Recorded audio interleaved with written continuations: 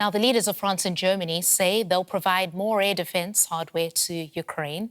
President Emmanuel Macron has been hosting Chancellor Friedrich Merz in the southern port city of Toulon. The leaders discussed ways to strengthen economic ties. They also talked about nuclear deterrence and shared security challenges. Above all, the war in Ukraine. Now, after the meeting, Chancellor Merz said Russia is ignoring all diplomatic efforts to end the war. I strongly advocate that we, and by that I mean the Europeans, together with the US government, carefully discuss the next steps now. There must be an opportunity for Putin to be willing to meet with Zelensky and possibly with other participants in the talks. And there must be a willingness on the Russian side to initiate a ceasefire for such a meeting. However, I am under no illusions. This war may last several months more. We must be prepared for that.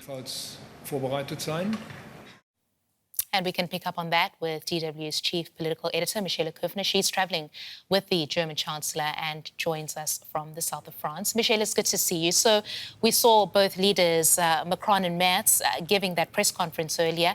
What was their message? Well, really what they wanted to talk about is how well they're doing their Franco-German homework. Both leaders do see eye to eye. It's an open secret that the French president didn't get on terribly well with Friedrich Merz's predecessor, Olaf Scholz. But really the question was over Ukraine. What does this historic challenge mean for the Franco-German friendship and tension that is also always underlying? And here we do see in the documents, although they didn't want to be specific about it in the press conference, a new pledge to send more air defense in the face of those continuing attacks out of Russia to Ukraine. We didn't learn more about it in the press conference, but we did hear there that clearly the Europeans believe that the ball is now in the court of the US president to get engaged again and to bring whichever constellation around the negotiation table. And that is the task that Emmanuel Macron and Friedrich Merz now have as they walk away out of this meeting, which still continued for a while here in Toulon in France. So, Michelle, on issues such as Ukraine, defense, the economy, issues they've been discussing, are Germany and France on the same page? Well, let's put it this way, they're really trying hard. There is a key defense project called FCAS. It's supposed to be the defense system of the future, including drones, but also a plane-like structure. There's a huge fight between France and Germany, and they decided to postpone that issue away from this. Clearly, they didn't want to get too deep into the woods about that.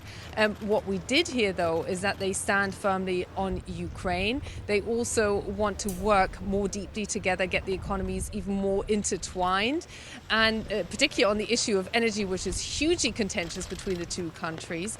And we had a very clear signal, the clearest one I've heard so far from any European leader, that when it comes to digital sovereignty, that Germany won't budge. And Friedrich Merz gave a clear answer to a question that came out of the crowd of journalists, saying that he personally had told the US president that this is a question of European sovereignty, the whole question of the digital markets here in Europe, that Europe won't be pressured on that. So that's one for the history books.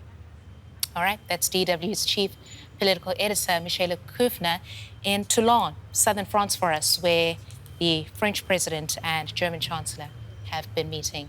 Thanks very much, Michaela.